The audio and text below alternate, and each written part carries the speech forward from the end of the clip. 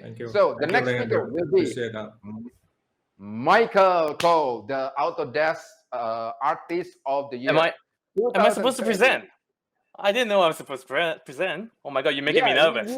You should share your amazing drawing about Malaysia. All right, let me share my screen. Let me share my screen. No way. Share your screen, please. All right, once again.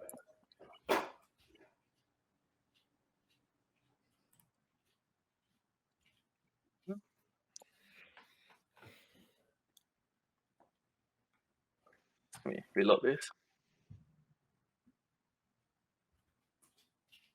Yep. So if you have just tuned in, this is the 24 Hours of Chaos, show number 7, and my name is Michael Khoo. Today I'll be sharing with you guys a little bit about concept art making as an ArchViz artist, from my point of view, at least. So a little bit about myself. I am a Malaysian based in Melbourne, working in an architecture studio called Cera Stribley SDS 3D Visualizer, right? So here are some of the amazing renders that I've been doing for their design. Sorry, let me rephrase. Here are some of the renders that I've been doing for their amazing design. And this is like my day-to-day job, making buildings look good and sell the dream, you know, with my skill sets.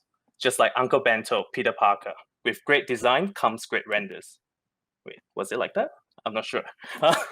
Anyway, my boss. He has been very open to accept my constant exploration with render moods and style. And something which I'm very grateful for, you know, it allows me to be more creative and explore something that I might not be able to explore in other places. And for that, I'm really, really thankful. So shout out to you, Dom.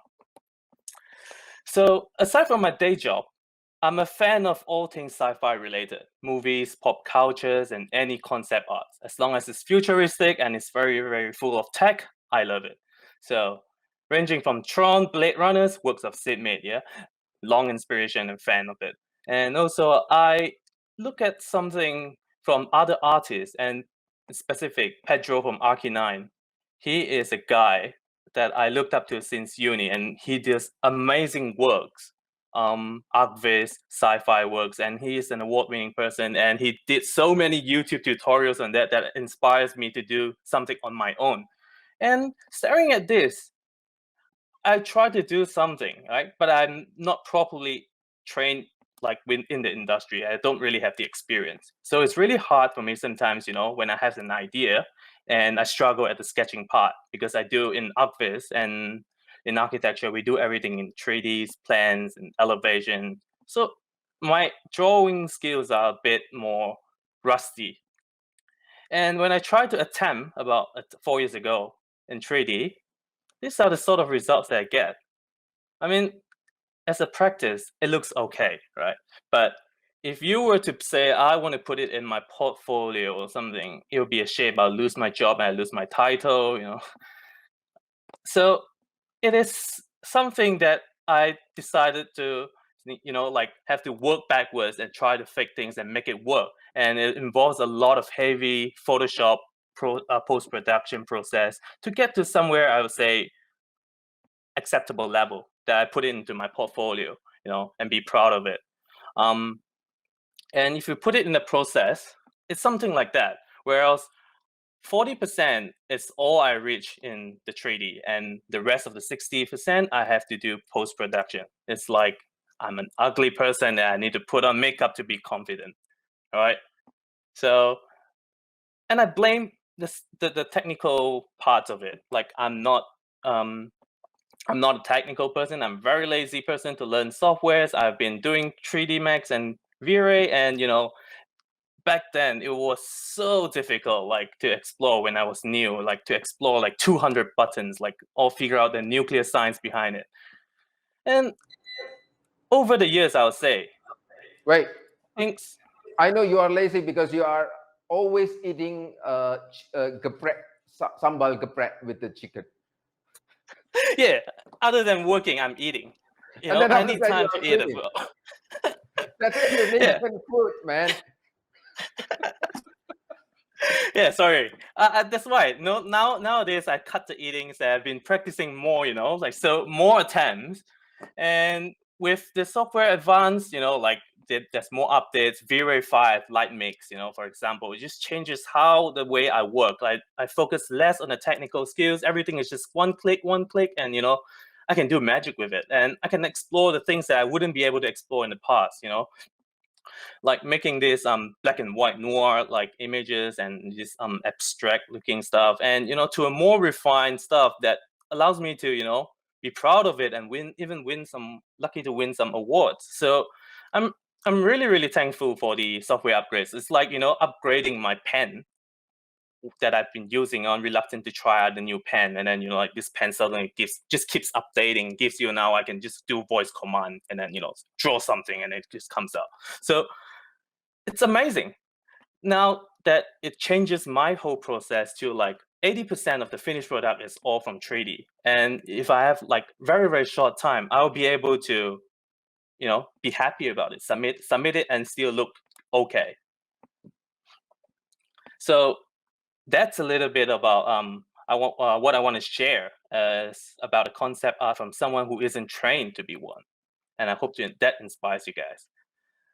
Now, a little bit about this project that I have pulled off over the past few weeks, on and off, that I want to share with you guys. Project Wawasan 2040. It's something that goes in line with what Reynaldo is going to do, or is doing, sort of, to use our skills and promote our home country to people around the world, show the beauty of it and stuff like that. Well, I'm not going to do it that crazy, but I just thought like maybe I could just try to use something or do something through a sci-fi concept art, which leads me to this idea, Wawasan, right? It's an ideology that originated from Malaysia's ex-prime minister back in the 1990s, about 30 years ago. That's supposed to be a 30 years, futuristic projection of what Malaysia would look like. We have this kind of utopian city with flying cars, like megapolis structures, greens, everyone's living happily ever after, like Smurfs, perfect, no crime and stuff like that. And fast forward to 2020, last year. I think we get nothing close to that. I would say positively, maybe 30% and 70% else. 70% of the buck, we got something else, something that the whole world is facing at the moment until now.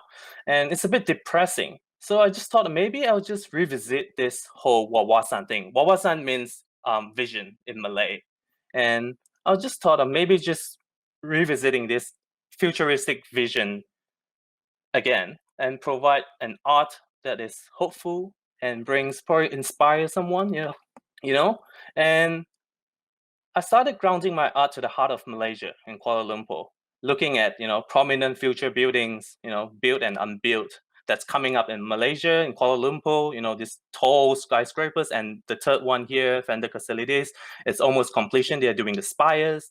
So putting all this in hopes to, into this city of Kuala Lumpur, and try to blend in with this kind of sci-fi elements and try to see where I can get from there.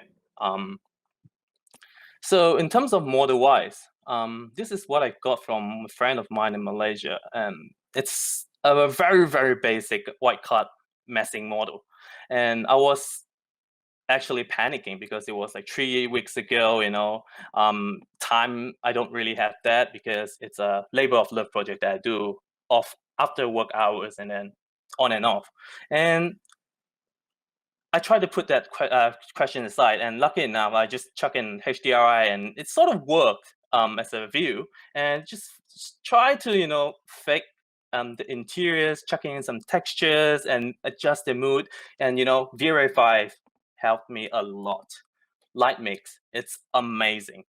I can just work on this without having to figure, out the perfect lighting and then re-rendering, retesting. It's a very tedious process in the past, and something that deters me from doing things in 3D and ended up in post-production through Photoshop, because I can just put the things that I want. Right now in 3D Max and V-Ray, I can do it on the spot, and it allows me to, populate the city mindlessly and having the light in mind, adjusting to, to suit like the perfect mood of it and create a scene that I would say until it reaches a level that I'm happy about. And all these are all happening in 3D, and it's just a screen capture from the viewport itself.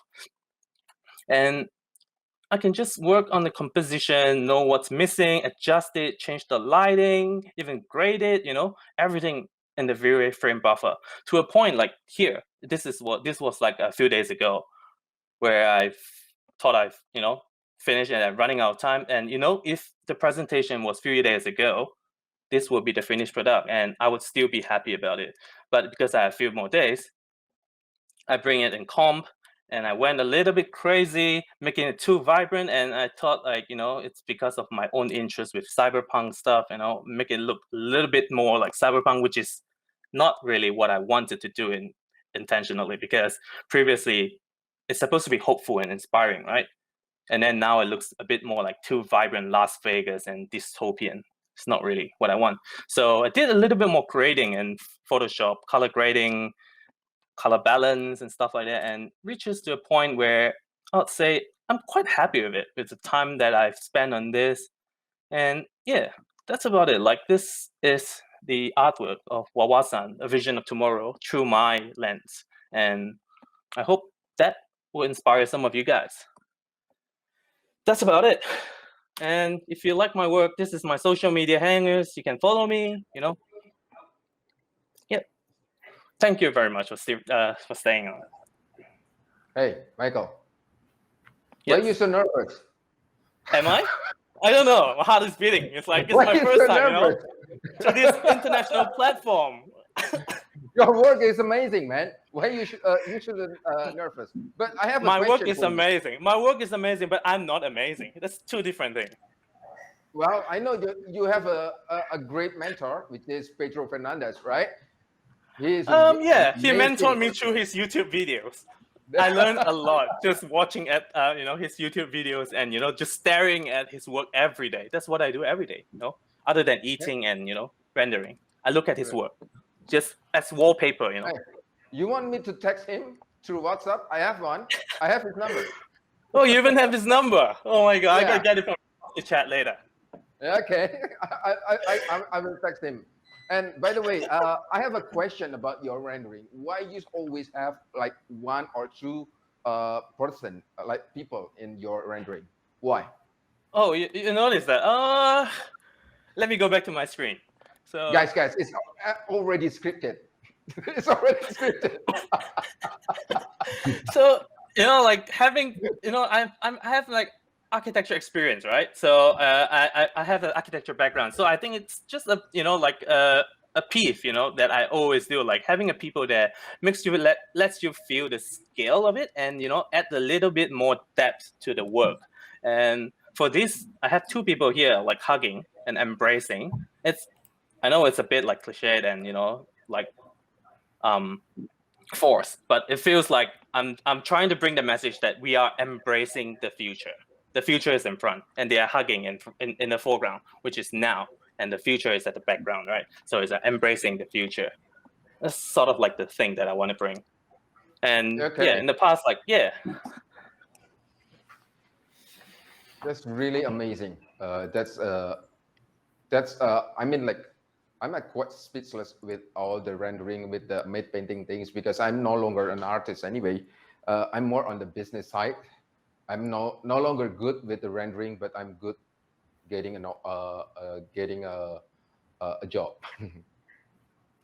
But anyway, so thank you very much for your time and a very good presentation. Give a virtual round of applause for Michael with an amazing presentation. And anyone agree with me if we ask Michael to do like a 3 days workshop for free for the matte painting thing? Fight number one in the chat. Oh yeah, of course. Everything works better when it's free, right? I'm not sure if I can teach, because I always fake things. Like as my ex-boss always say, fake it till you make it. That's what I do every day. But we have the secret ingredient, sambal geprek. Oh, sambal geprek. Yeah, everything is better when you eat something spicy. Your brain just gets stimulated.